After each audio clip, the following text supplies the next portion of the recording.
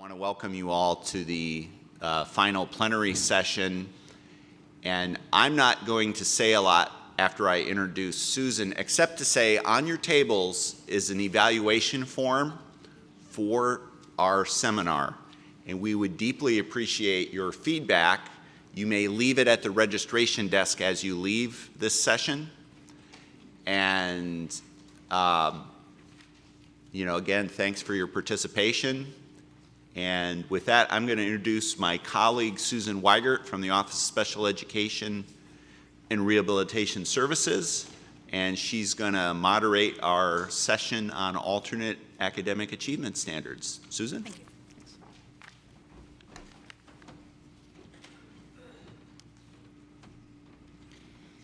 Hello, everybody. This session is going to be focusing on a panel discussion that addresses the new ESSA requirement for alternate academic achievement standards. And this requirement is in the peer guidance at 6.3 on page 68 of your guidance. And we are specifically focusing on element 5, which requires that alternate academic achievement standards reflect professional judgment as to the highest possible standards achievable by such students, and this is not new, but the next part is new, that they are designed to ensure that a student who meets those standards is on track to pursue post-secondary education or competitive integrated employment. So importantly, this is a requirement for all alternate assessments, new assessments and old assessments.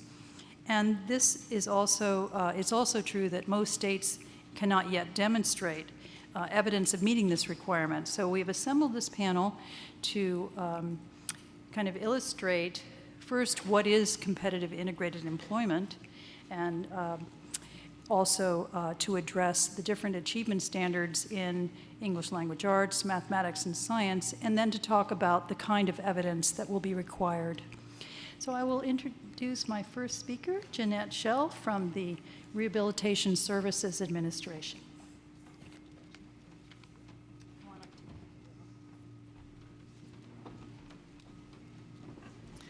Good afternoon, everybody. I'm Jeanette Schell. As Susan said, I work for the Rehabilitation Services Administration, which is the federal partner that administers the state vocational rehabilitation programs.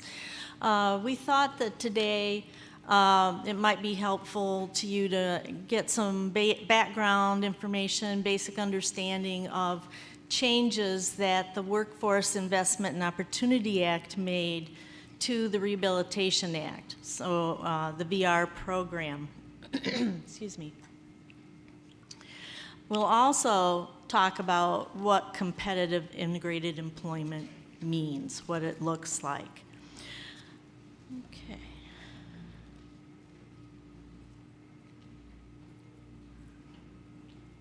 Okay. So what changes did WIOA make in employment services for students and youth with disabilities, and what is competitive integrated employment? We're going to explore the changes that were made and how that will help us understand competitive integrated employment. We thought you might appreciate a little background information on the National VR program and provide you with some data from federal fiscal year 2016, which is the most recent year that we have complete data for. Nationally, of the 19,108 individuals who were under the age of 25 at exit and had an intellectual disability, 95.9% were determined eligible for the VR program.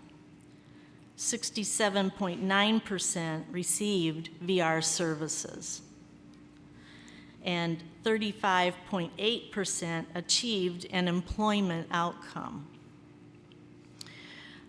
Of the 6,836 employment outcomes that were achieved, 94.7% were in competitive integrated employment. Now, these numbers look perhaps disappointing, about the number of individuals who actually achieve an employment outcome. There are several factors involved in this, some of which I'm sure you're aware. Families are concerned about losing Social Security benefits that they are receiving to help their student, or just wanting to have their student stay at home with them, a protective attitude, more or less.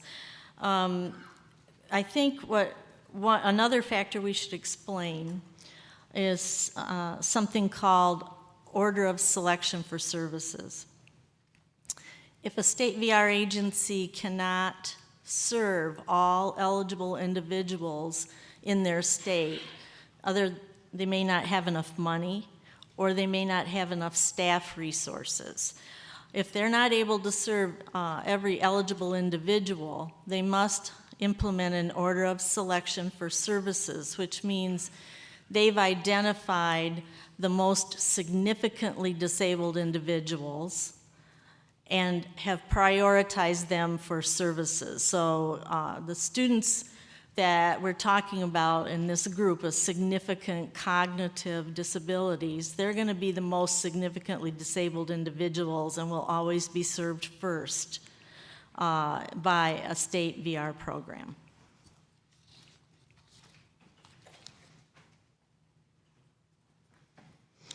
Okay, so what changes did WIOA make in employment services for students and youth with disabilities? In the past, the Department of Labor could serve students and youth, meaning any youth, who needed employment assistance, including youth with disabilities. The WIOA changed that a bit. They still can serve all youth with disabilities, but 75% of their funds have to be reserved for youth that are out of school. So it's a big change with some programs like summer youth programs that schools might be running. In addition, labor is going to be having to serve those youth that are out of school for the most part. On the counterpart here, the Department of Education, through its vocational rehabilitation program, each state must reserve 15% of their federal allotment to provide pre-employment transition services, and these are provided only to students with disabilities. However, VR can still provide services, transition services or other vocational rehabilitation services that have been traditionally provided to individuals who are youth, and I'll explain the distinction between the two in the WIOA in a minute. The third change we want to outline for you is that WIOA placed limitations on the use of sub-minimum wage employment for students and youth with disabilities. So these are the community programs that have applied to the U.S. Department of Labor and received a certificate under Section 14C that allows them to pay sub-minimum wage.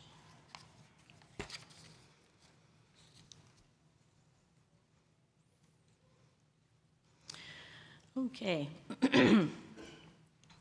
So WIOA in general emphasized the provision of services to students and youth with disabilities to ensure that they have opportunities to explore careers and get the training and other services they need to achieve competitive integrated employment.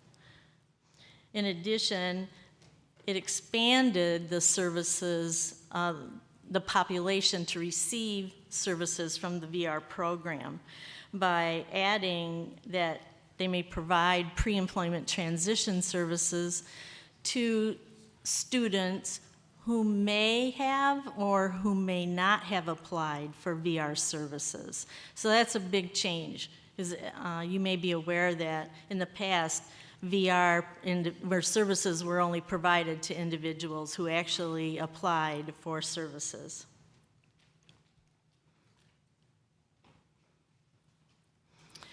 The amendments to the Rehab Act increase opportunities to practice and improve workplace skills through internships and other opportunities. And it requires VR agencies to coordinate the provision of pre-employment transition services with local education agencies. So this is a dual, maybe we should say a multiple responsibility between business, VR, and schools. Excuse me. Okay, key definitions. A student with a disability is an individual who is in an educational program and meets certain age requirements, which vary from state to state. And they are eligible for and receiving special education services under the IDEA, or they can be determined an individual with a disability for purposes of Section 504 of the Rehab Act. So let me explain that a little bit. These are individuals in school. They're the only ones that can receive pre-employment transition services.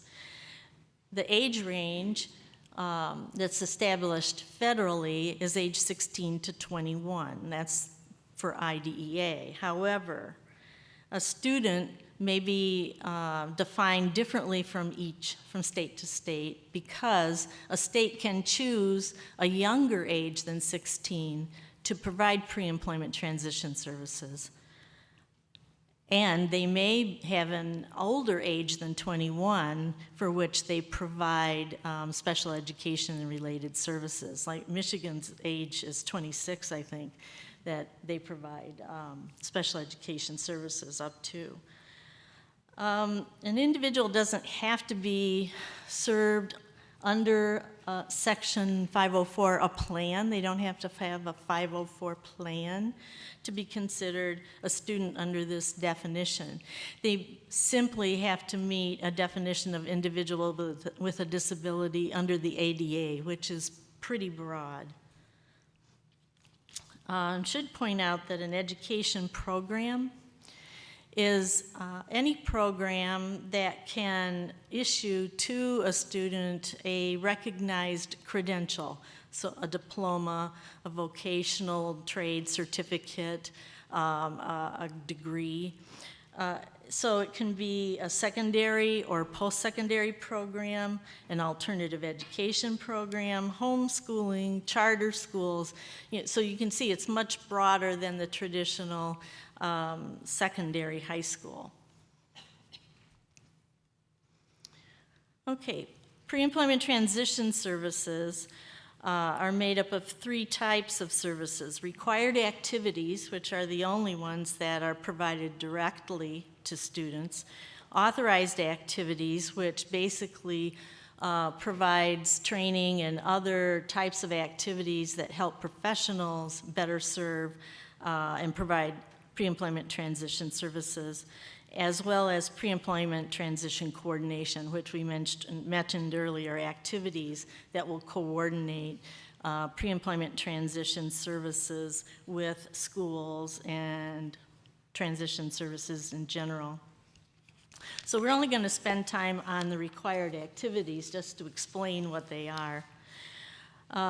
There's 5 required activities: job exploration counseling, work-based learning experiences, counseling on opportunities for enrollment in comprehensive transition or post-secondary education programs. Comprehensive transition programs, I think, would be called something like TIPSID or Think College, for your information. Excuse me. Workplace readiness training to develop social skills and independent living, and instruction in self-advocacy. So as a reminder, these activities are provided to assist a student in getting an early start at career exploration, and designed to expose them to competitive integrated employment opportunities and to develop high expectations for themselves. Also, research tells us that a single predictor of employment success for students with disabilities is having work experience while in high school. Okay, finally. Jeanette's finally to the definition of competitive integrated employment. Excuse me.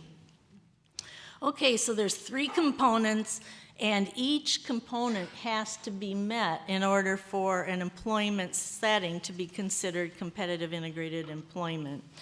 And those are competitive earnings, it's in an integrated location, and we'll get more details about that in a minute, and that there are opportunities for advancement. For students, this means providing career exploration activities to facilitate a student's informed choice about where they want to work and what they want to earn in wages. So in other words, to provide the student the opportunity to understand that there are all types of work that pay minimum wage or better.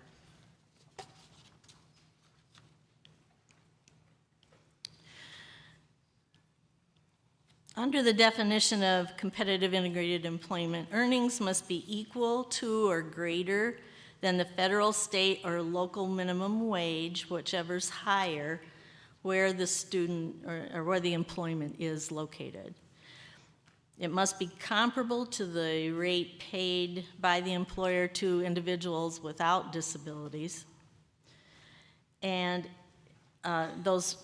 people who have comparable skills, experience, and training. Another aspect of this, they must individual with a disability has to be receiving the same benefits that individuals without disabilities receive in order to meet this component of competitive integrated employment.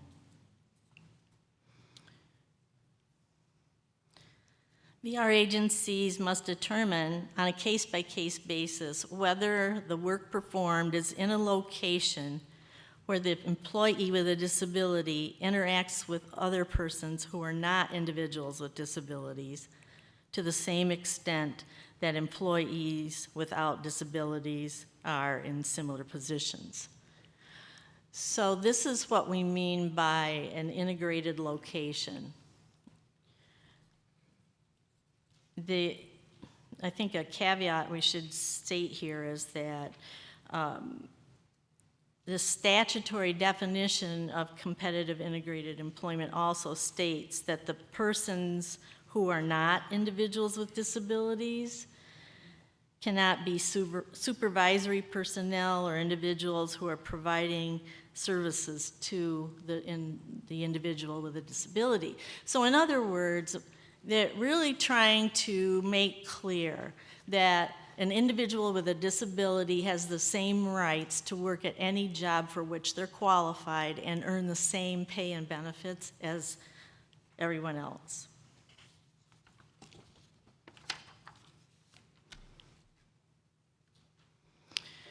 Okay, you may hear these terms bandied about, so we'll just mention them.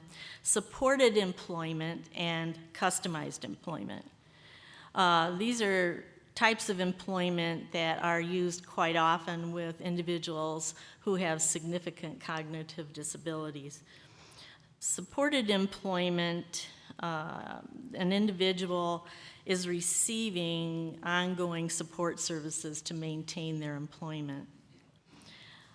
Supported employment services begin at the time they're placed in a job and involve intensive job coaching to learn the job or traveling to and from the job, and communication with supervisors and coworkers, as well as ongoing periodic supports to maintain employment. These supports may be provided by a coworker on the job or by a job coach during periodic visits. Customized employment is a type of employment that's based on the particular strengths, needs, and interests of the individual with a disability that also meets the business needs of the employer.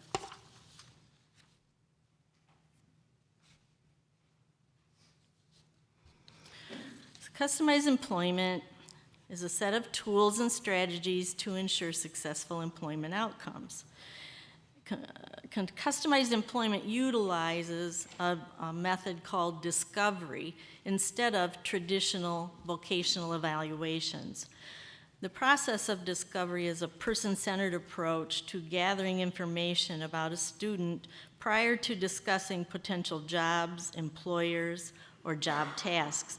Discovery assists in revealing the student's interests, skills, and supports needed in environments and the activities where the student is at his or her best.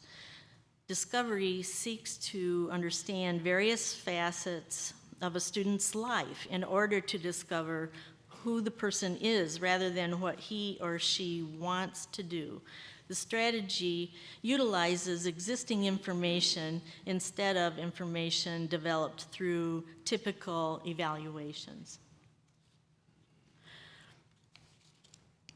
The other component of customized employment I didn't mention is an interest-based negotiation is used to create jobs with employers rather than relying on job market indicators or relying on what's open, what's a vacant position. Section 511 of the Rehabilitation Act is new. It was created by the WIOA, and it limits the use of sub-minimum wage. In particular, it prohibits an entity that holds a Section 14C certificate under the Fair Labor Standards Act from compensating an individual with a disability at a sub-minimum wage. And this is focused on the payment of wages. It is not focused on where the individual is working, which sometimes that can get confused if you're talking about the entity has to be certified to pay sub-minimum wage. The purpose of these limitations is to ensure that individuals with disabilities are aware of and have the opportunity to explore competitive integrated employment in areas of interest, as well as employment paying sub-minimum wage.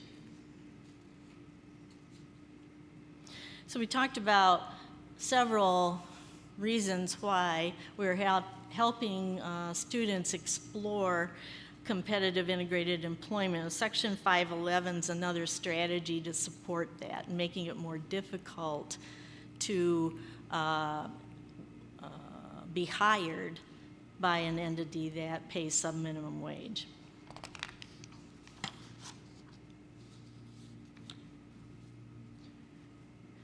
Particularly for youth, it requires youth with disabilities to satisfy certain service-related requirements prior to starting work at sub-minimum wage. And it requires VR agencies and local educational agencies to document that the individual with a disability has completed these requisite requirements.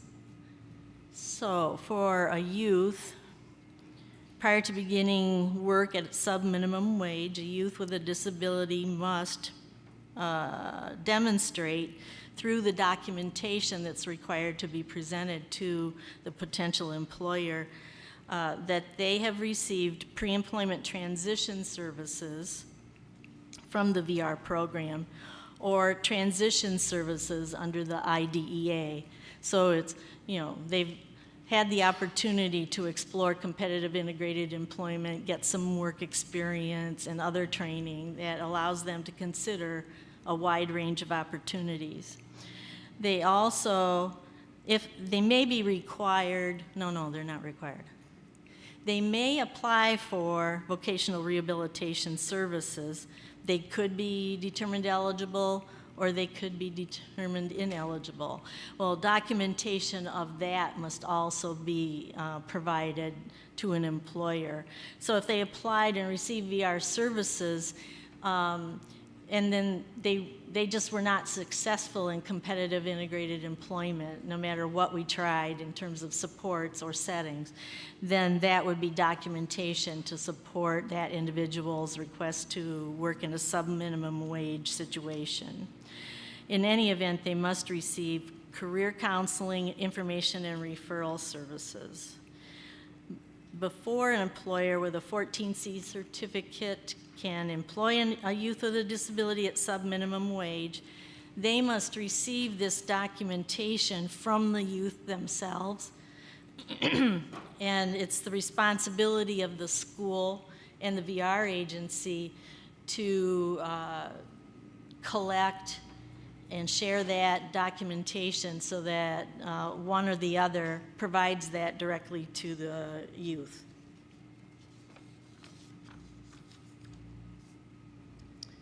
Oh, good. You don't have to hear me talk much more. We actually have some clips of two young men working in competitive integrated employment. We'll show you the credits after the clips. But as you watch this short series of clips, we'd like you to attend to the tasks they're performing, as well as think about what academic standards are involved with the tasks that you see them demonstrating. So if we could please play the clips. Okay, so from this equipment, if you go to, say, we do a search for your equipment ID, let's say that we go to KOI 5. How about the one that's at 0? Were you able to verify that they were 0, actual 0? Yeah. Okay, so that's good that you cross-check. By cross-checking, we assure that. It's not a case of, I'm just trying to do something good for the community. To me, I'm tapping untapped resources. We're a business, and I want people who want to contribute to that business. Each section where the items is stored, and to see what row is in. It also shows what bin the item is in. I noticed that there's some other empty items that have 0. We pick the right supervisors for our students and interns to say, okay, they're going to be good role models, good influencers on it.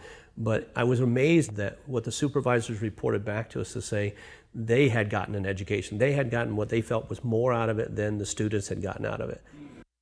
What I do in hybrid maintenance is to do inventory, meaning that I can check and count the amount of items and tools we have. I learned that I need to communicate with other coworkers and needed to respect them while doing your job. Awesome. Thank you, Christian. Good job. Microchips, making sure they are exactly where they need to be. Making sure that also make sure the microchips match with the other ones without making sure that they weren't mislabeled as well. When you look at team members with people with disabilities, they bring a completely different breadth of experience and life experiences that they can provide to projects and team members. And by having people with disabilities here, you're actually taking that extra second or extra minute to work with this individual or reflect internally on how are you going to communicate, how are you going to say this, so that you get the result that you want. And I actually use that now with everyone that has a language barrier because we're a global company. At first I felt, that people with disabilities would be a hindrance, slow me down. I would have to manage what they're doing, constantly checking up on them to make sure that they were okay. They've showed me that they can go way beyond where I ever thought the limits were. Some have even helped me to do test programs. U's and the P's going here, right? Yeah, and these go in different areas by the looks. Those are resistors, that's right. They're in a different area. So Hunter has been working with me. We have been organizing and cataloging our spare part components that will go on our boards that test our hybrid. So this work that he's doing will actually speed up our ability to fix testers around the world. Both working with project search interns as well as working with other individuals with disabilities, we haven't found the job that they can't do. In some cases, what it may require is just changing how the job is done, either through equipment or tools or through methods of supervision to make them successful. So we have individuals with disabilities as engineers, as technicians, in facilities, in administrative support. As people are considering this and saying why, I would ask them why not. There's so many benefits from employing people with disabilities that the answer becomes obvious if you're willing to explore it.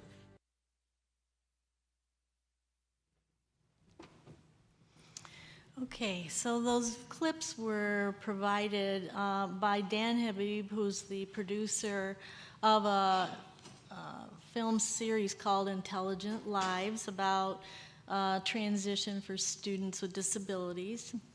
It's Intelligent Lives. There's a website where you can go. I also mentioned that I saw today a note from the National Technical Assistance Center on Transition that they will be holding a, I think they called it a sneak peek, at Intelligent Lives on August 9th. So take a look for that.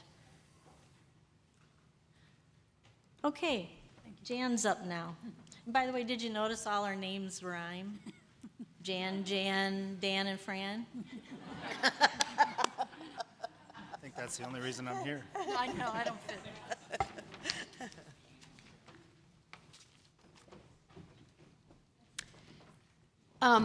I'm Jan Shanker. I work a lot with general and special education assessments, standards and assessments. I know a lot of you in the room. But when we saw this requirement, there are basically two sides, two feelings initially.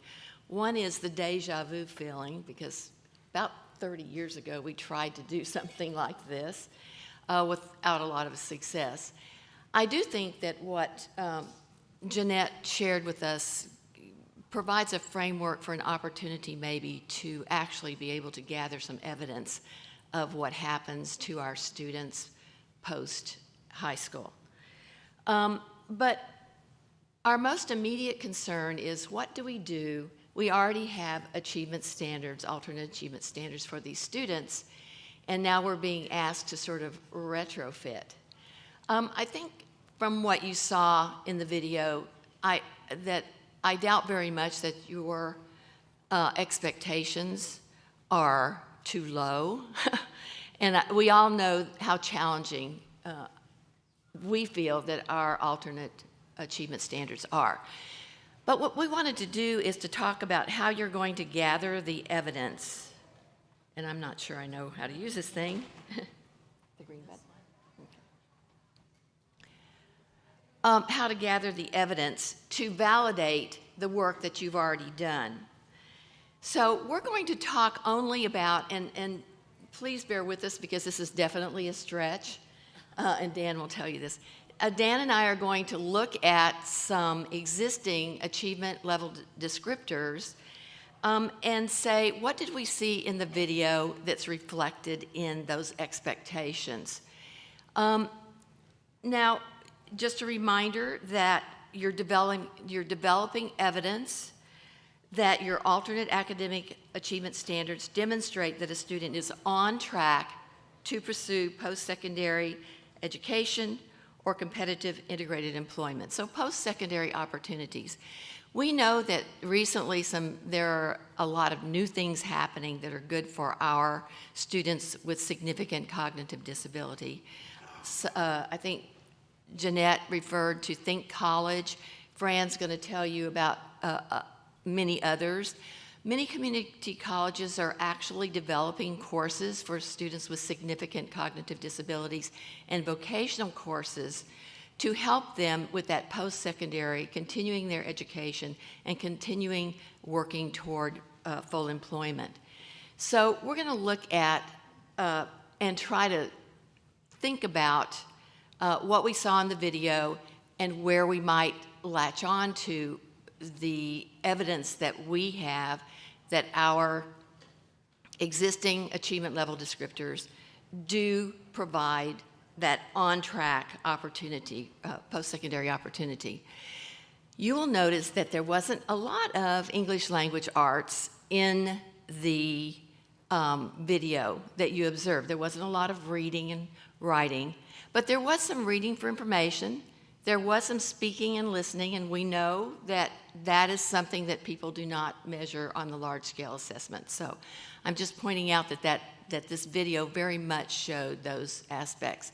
Remember that in the ELA strands for the Common Core, standards, reading literature, reading informational text, writing, speaking and listening, and language, and of course the literacy requirements. And these are the things that we are required to align our achievement level descriptors with.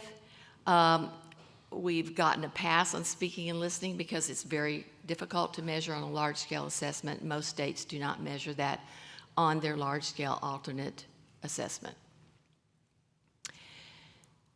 But we did see the student relate the computer inventory categories to the entry. So he had to read those categories and figure out whether the information that he collected actually had been entered into the computer correctly.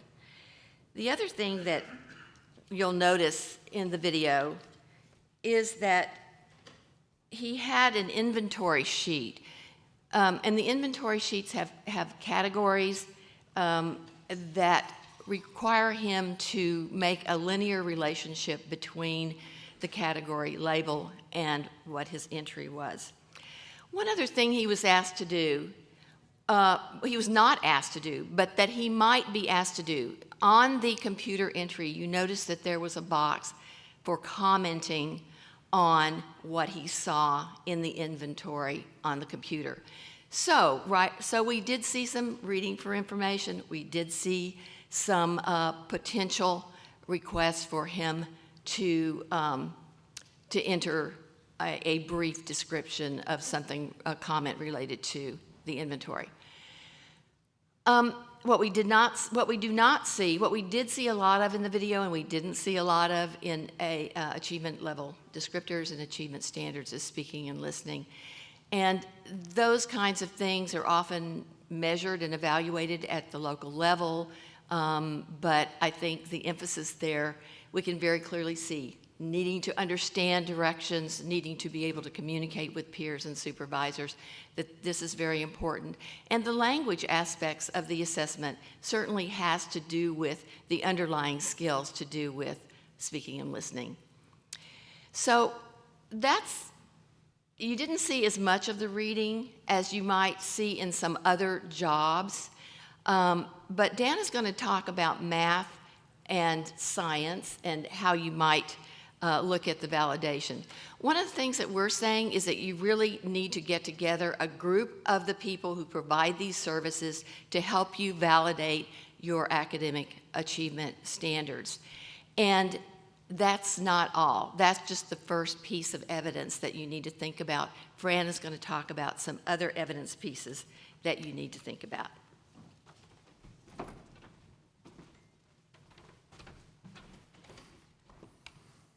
Good afternoon, everyone. I'm Dan Farley, the Director of Assessment in Oregon. That'll be the short bio. And hopefully you weren't as perceptive as I was in watching the videos, but here are some things that were mathy and sciencey that I saw in the videos. I saw matching, counting. I saw a really actually complex implementation of the concept of zero, which is difficult for a lot of our students. Visual spatial reasoning, abstract letter, number, code interpretation, and then organizing and categorizing spare parts. So those are some of the skills. Of course, there'll be related knowledge sets that go along with those as well. But again, I think as Jan mentioned, we are reviewing achievement level descriptors that exist already, that were not designed with this outcome in mind. So bear with me as I try to connect a few dots loosely for you to Oregon's alternate achievement standards.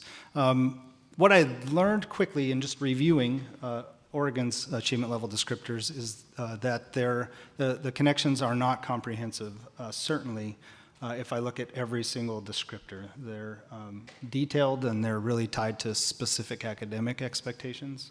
What I did notice, however, is that the patterns of things were connected quite clearly to mathematical practices, to science and engineering practices, and also to cross-cutting concepts in science. So one of the things that I might be thinking about in Oregon as we go through this validation step is looking at those more closely in the achievement level descriptor development process. So for example, in mathematics, of course, there are 8 mathematical practices in the Common Core. You saw examples of almost all of these in those videos, right? There are a couple that are a little more difficult, but certainly modeling with mathematics, making sense of problems, persevering in solving them, looking for and making use of structure, looking for and expressing regularity. So you saw that in the microchip matching. So there are a lot of connections, I think, that we can make to math practices, so the more cognitive processes that are existing in most of our states' standards. And that's one of the steps I'd recommend, and it's one I will follow in Oregon. So these are some of the specifics. So these are actual descriptors from Oregon's current high school mathematics achievement level descriptors.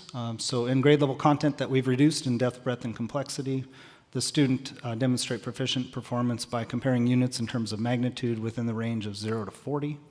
So that could be considered when he's comparing quantities of resistors, I believe it was, depending on how you define units, of course.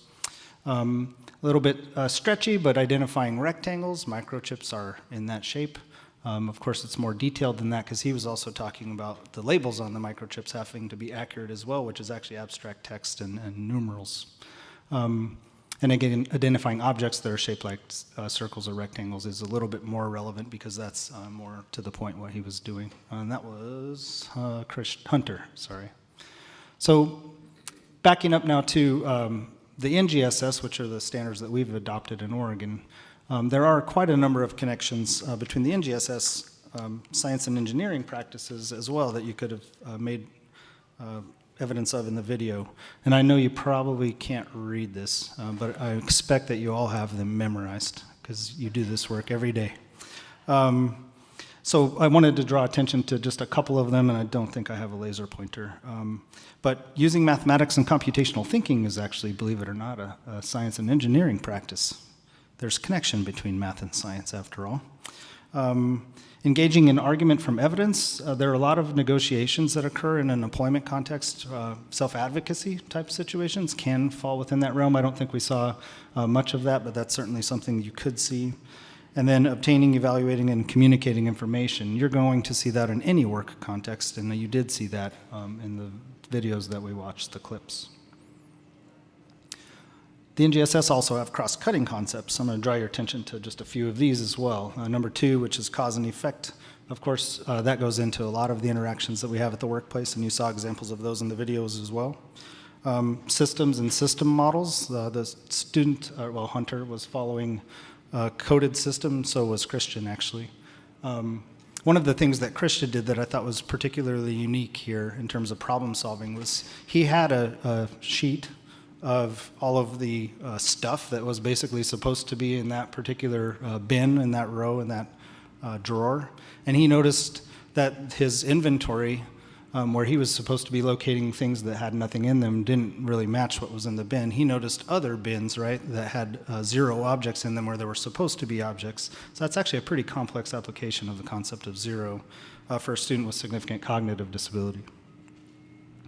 Finally, structure and function. So just understanding that the way things are designed defines how they are used. And I think we got hints of that with the microchip review process. And again, with all of the assumptions regarding the significance of the disability of the students that we got, that could be a little bit of a hint. But I think the main point here is that finding specific examples that tie to post-secondary outcomes or CIE, competitive integrated employment, with existing achievement level descriptors was not easy. I found approximately 10 to 15% that kind of connected. So this is going to be work that will have an impact for sure on your achievement level descriptors, and it begs the question of the impact that it might have on your standards and then your assessments as well. So one of the achievement level descriptors that I found that tied to what was observed in the video was based on a simple problem that impacts the community, identify the problem, possible constraints, or solutions to the problem. You clearly saw that with the microchip quality assurance review, and then it was actually a resistor. Darn it, not transistors. I have to go back to electronics class. Tracking and organization. So one of the challenges in participating in a panel like this is I didn't even know what competitive integrated employment was a couple weeks ago. So here you go. What's the point of this kind of work? Well, it's making people like me learn. That's part of the point, and connecting the dots from K to 20, right? So I started doing a little bit of research just to see. I had assumptions about what post-secondary educational options were too, but I wanted to find out, well, is somebody researching this? And of course, some of the folks on this panel already knew all of this stuff, but to me, this was news. So I looked into some agencies. I'm not going to spend too much time on this slide, actually, because it's actually the last slide, because Fran's going to tackle most of this. But I am going to talk, the one that I thought I had discovered for all over the world was Think College. It was a resource. There's a lot of research that's gone on looking at successfully supporting students with significant cognitive disabilities as they make post-secondary transitions already. So I found the Griggle and Hart, I think, book on this particular topic to be really informative. For those of you who maybe, like me, aren't particularly informed in that particular area. So in terms of I also wanted to look at like how are schools or districts supporting this kind of transition. So there are, of course, the obvious ways of IDEA funds and using VR. I think in a lot of cases, this responsibility and onus falls on families, which in some cases is supportable, and many other cases is not. There are state-level organizations that support these kinds of procedures as well, and one of the reasons that I'm bringing them up is because they're interested in funding supporting students. They probably should be, it's kind of a segue to Fran's discussion, they should be at the table when we're talking about the impact or the predictive nature of our achievement level descriptors on the outcomes that they're interested in. And then a couple more sources of funding would be scholarships. So these, again, are mostly to point out agencies that we might be able to involve in the achievement level review validation process, AmeriCorps, PASS. And these are all programs that I haven't researched thoroughly, but I wanted to share with you because they were present in the research that I did locate. And that is a wrap for myself for now.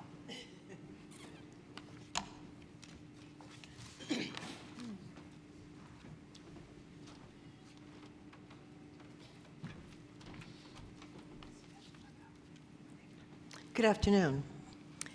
Thank you for being here and so attentive on a new area. My name is Fran Morkomsky. I'm from Pennsylvania, and this feels to me like back in 2000, when I was at the Department of Education, and we just started, that was the year we had to make sure that our alternate assessments were given. And now you come to this year, and now we're looking at what difference did it make? What are we doing now as we've given assessments and we've moved kids out? Has it made any difference in the programming and the outcomes for our students? So I think we're on pretty much the same path, and we're on a phase-in. This is new to a lot of people, and even within the field of special ed, when you look at educators and parents, there's some mixed reactions at this point. So we're all on this path together, and we have some great opportunities as, again, we look at how do we implement some of this rather than having it be an event, a one-time thing. How do we coordinate and integrate across the program so that when you're doing it as a state, and I guess that's what I look at, if I'm going to collect data and I'm going to do something, I want it to be meaningful, and I want it to be because of the program improvement that I want to put in, not because someone tells me to do it. I'm doing it because I think it's going to be helpful to the students that we're charged to serve. So as you start in this, you kind of need to look at what's existing. Don't look to just yourself as an agency that's going to be able to do this. Over the last couple of years, I've had the opportunity to actually work with VR and education in trying to get a nice little, we've called it a coordinated, integrated work career pathway, so that we had our K-12 program. We bring in the VR because now they can come in to our schools and start working with kids before they do open cases. And then we've worked with a number of our colleges in the state to then have them ready and provide some summer programs for the kids the year before they go into college. And then we've had some businesses that have stepped up to the plate and said, we want to employ students with disabilities. We think it's good business sense. What you heard from the Medtronics man is what I hear from businesses, what I hear from SAP, HP, Microsoft, Ford, EY, some of the banks. They're all willing and want to participate and sit with you to start moving students into the workforce. They need help, they need to look at how they do it, but they're clearly ready to do it, and we have some nice model programs out there that we can look at. I was just telling the group yesterday, if any of you read the Washington Post, I think that's what's here in the hotel for us to pick up. There was an article about the governor of Maryland and a person, you read it, I see some head shaking, University of Maryland, that they are opening a transition center for students with disability to go into the workforce and working and starting a lot of what we would find some nice research to help us to implement this. So there are groups going ahead. You do have some exemplars out there, but it's not at a grand scale. So we're not at the grand scale that you're going to look statewide. You're going to have everything ready to go. But you do have some places to look at. You have some federal projects that have been, that the Department of Ed has funded that are available to assist you as you go on to look at what's available and what you can do. So I'd just like to kind of ask people to step back. We've been here before in special education, and we can do this. We've done it before, we're going to do it again. But we now know so much more on how we entered into it. We don't have to let the field get all excited and a lot of emotions drain what we need to do to move forward together. And it is moving forward together. We need to get our advocates, our parents, our business, and our higher ed together. So I ask you to look at first what you already have in data. You'd be surprised at what you already have, because in special ed we collect a lot of data. We don't use it, but we collect a lot. And if you look at your plans that you're doing in every one of your states, looking at the indicators that you're collecting data on and reporting, and keep in mind your data isn't every single student. You can sample.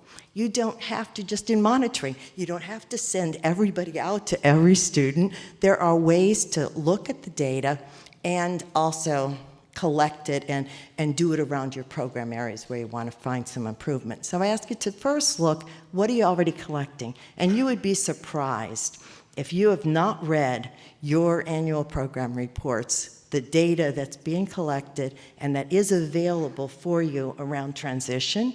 Post-school outcomes you're collecting.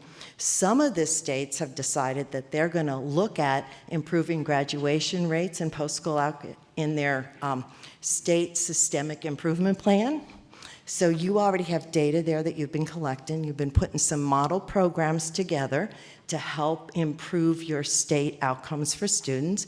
Some of you selected graduation as the thing. Others have selected reading. So again, the data you're collecting is going to vary by state, but you have a lot of data to go back to and to look and around your assessment. So I ask you to look at that as you move forward.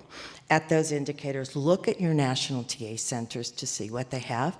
Look at your universities. Some of them have been doing some programming. They can help you as you move forward. And who I would really look at is my VR agency. Have them at the table with you, because they're collecting data that they're required to, and Jeanette went over it. They have to put aside 15% of their money to provide services for students that are still in school. So that means they're looking at providing internships, and that's what you want them to do. You don't want them to come in and talk to classes and do some counseling. You don't want them to do what you already do in K-12.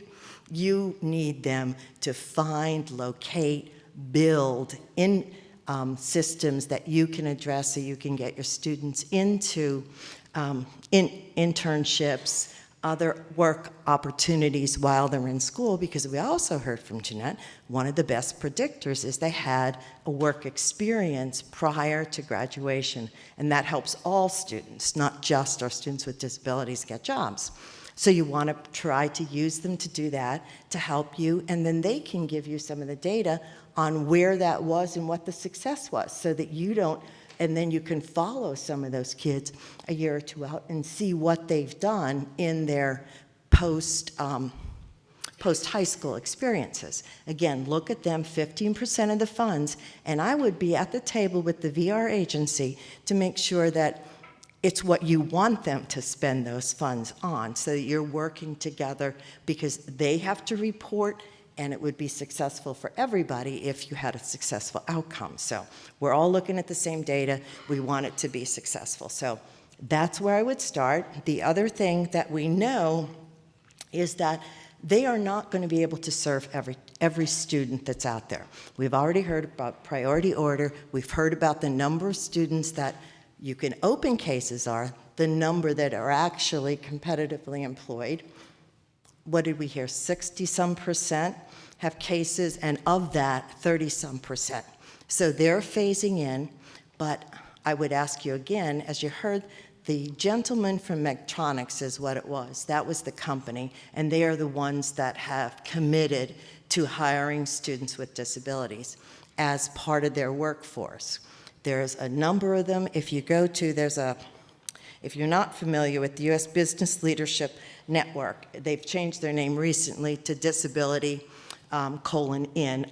They do a disability an inclusion index every year on the companies. They rate the top 100 companies that have continued to provide job opportunities. When you go to the jobs, instead of just the VR agency providing all the supports for the students, the companies, as you saw in the video, they have mentors, they have employees that say, I want to mentor this young new employee that we have coming in. One of the companies, I was working directly with SAP, and they would tell you that they have more employees that volunteer to be mentors than they have employees that need them. So we said, okay, we'll get you some more real quick. But they have loved it.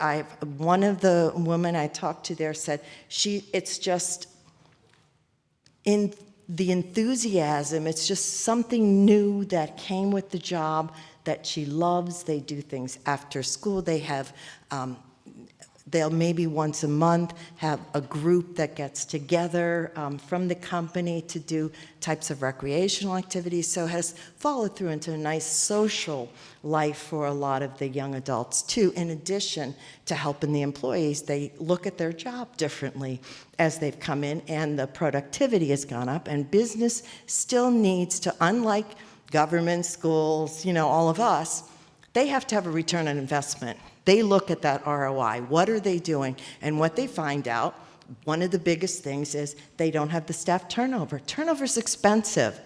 Just about everyone, again, I'm using SAP because they have their headquarters in Philadelphia, right outside of Philadelphia, so I've been with them and know what their data is. They don't have any turnover for the last, I believe it's close to 5 years now, with everyone that's come in and as they've come into the company.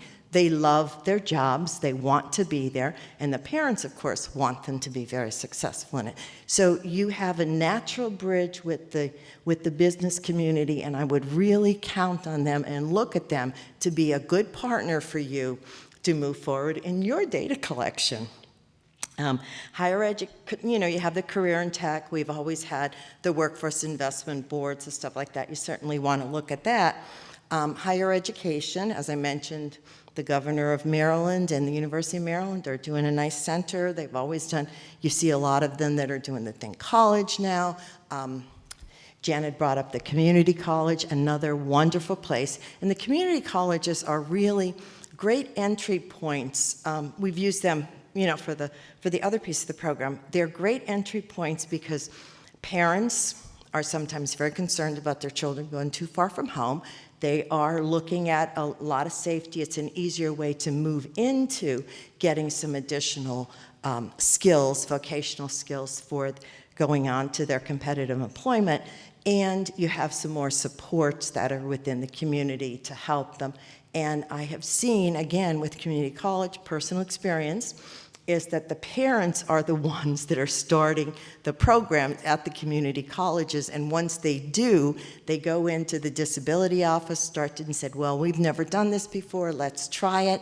And they have a couple other parents that are interested in, and it's amazing how that has snowballed, and they've been able to work with the community colleges. So if they're not willing to move forward, I've seen them when the parents are able to move that forward too. Please look at the disability in, and that site you'll see all of the businesses that have already committed very much to including persons with disabilities. So we're looking at current available data from special ed, our national partners, our business, our voc rehab, and then what do you want to do to improve your programs? What area have you said that you think you need to do more in your program area around this? Is it into internships? Is it more of the looking at job placements? And then build some models in your state. You all have discretionary dollars. Yes, you've allocated them. Have they done anything in the areas that you allocated them? We all have fairly, I don't want to say robust, some state legislators have taken your state use dollars, and other ones, they're still available. And you know, when I'm at the state, I make the decision on what program that I'm going to start up. So you have that availability to try some different things within your state to see what's working, and please share it. There's no reason for everyone to reinvent the wheel, and I would hope through some of the regional centers we would be able to do that. And then just look at your existing alignment options that you have, where you do, when you're doing some of your existing monitoring, some of you have robust data systems where you can look at the IEPs, you know exactly what's on the IEP, what's on the transition component, what accommodations they're getting. You can look at that from a state level and start to make some projections and look at what goals they have on for their transition component. Are they meeting it? What is their level of performance? You all are doing some type of, and I didn't change this at all because I just kept talking.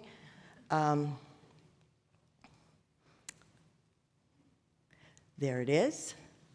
And what are some of those other benchmarks that you may want to build into your IEP system so that you don't want to get too laborious with it? You don't want another checklist, but the reality is you can build some things into your IEP system because parents are there, they're very invested, and you already have the transition goals on what you would like to see as a part of that program. And again, that to me is a really nice area to pilot something in just a couple areas of the state to see what it is. And you can always do some follow-up studies and ask your TAC, do they know anything, and what are some good suggestions from them? So that's what I have for you. Thank you very much for your attention.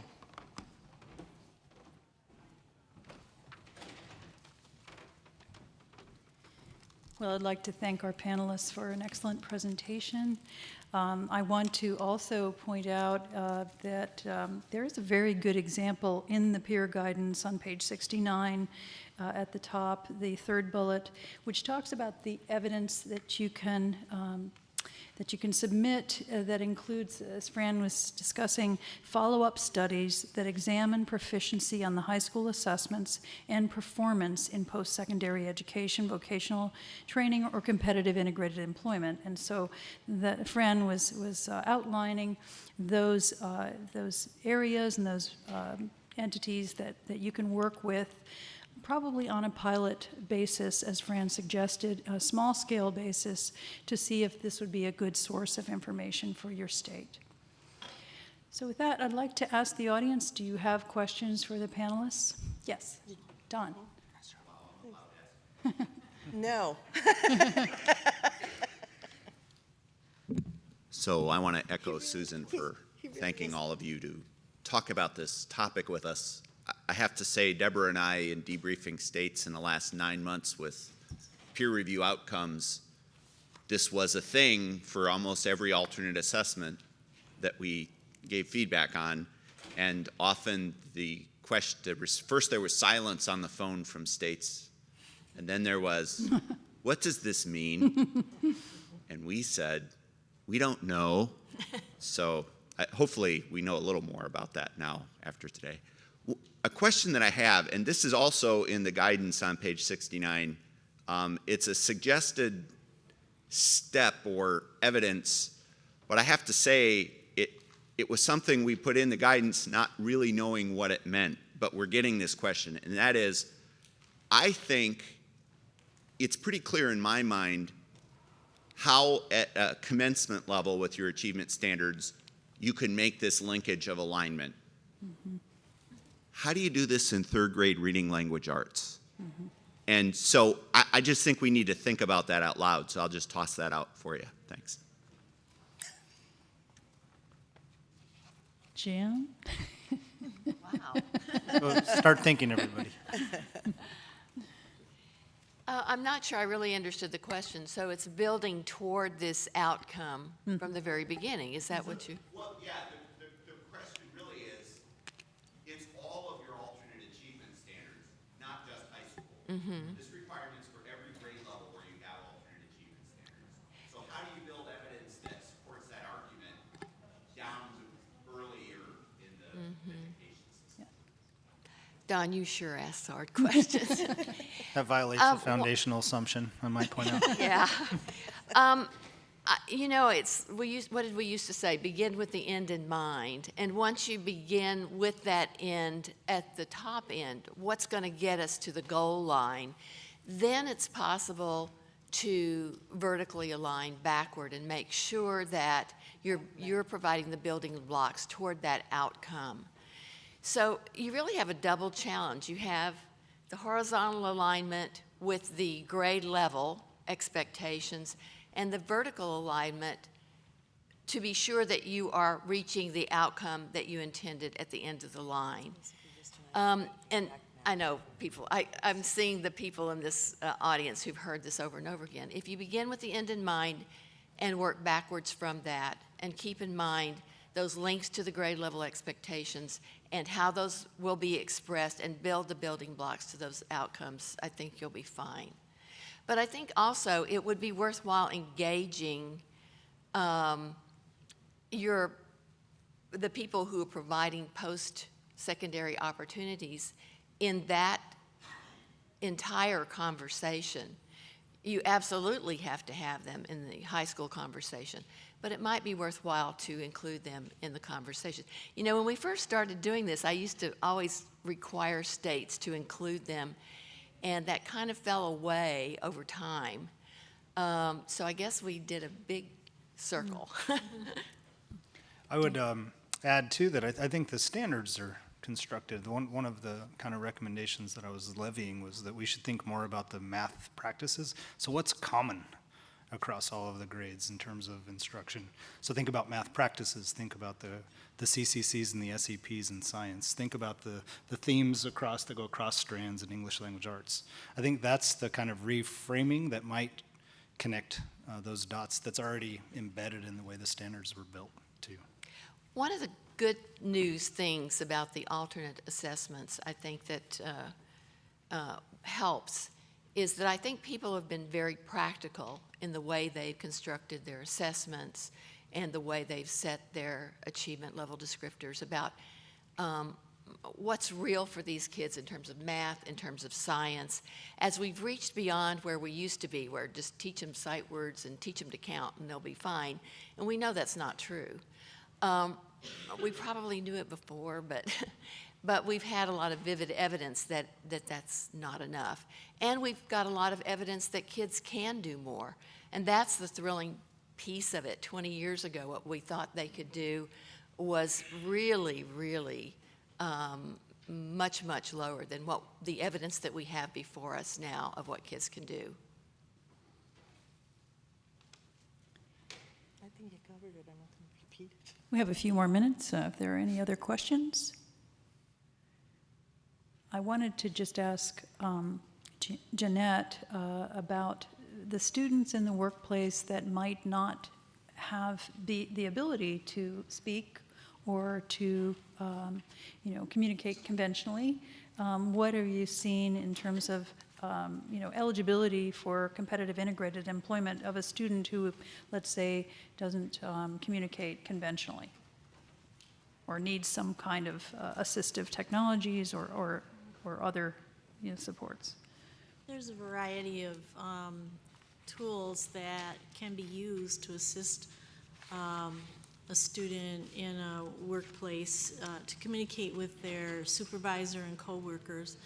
Oftentimes, job coaches who help transition the student into the workplace will develop a picture book, for instance, that might identify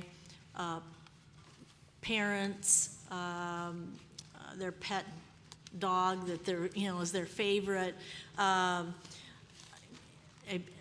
word that would allow them to communicate they need help, perhaps, and teaching gesture communication is another way. Sign language is not necessarily just for individuals who have hearing impairments. That can be used in a variety of settings by a variety of people.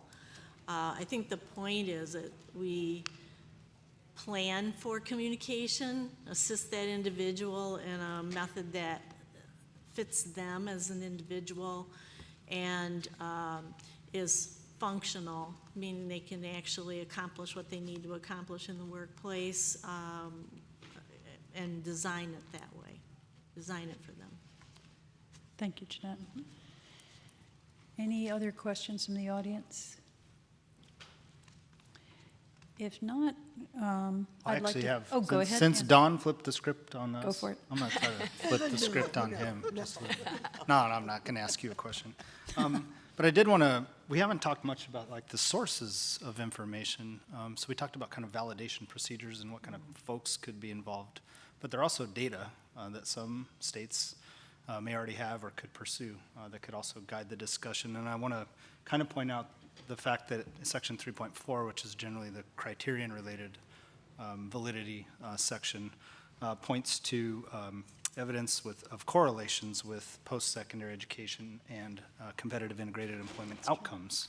So that kind of begs the question of, well, how do we get our hands on those kinds of outcomes? Or if we're thinking about on-trackness to pursue, that doesn't mean got necessarily. So on track to pursue is kind of a different question, and it's at a different point in time.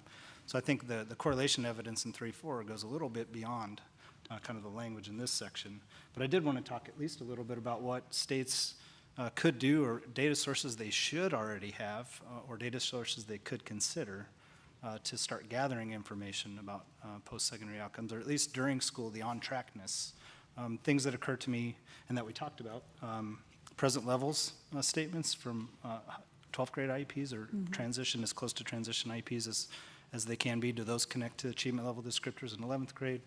I'm not sure if the fields moved beyond, but back when I was engaged, there was a summary of academic and functional performance that was kind of similar to that. That could also be a source of information that you could have expert panelists compare to your achievement level descriptors.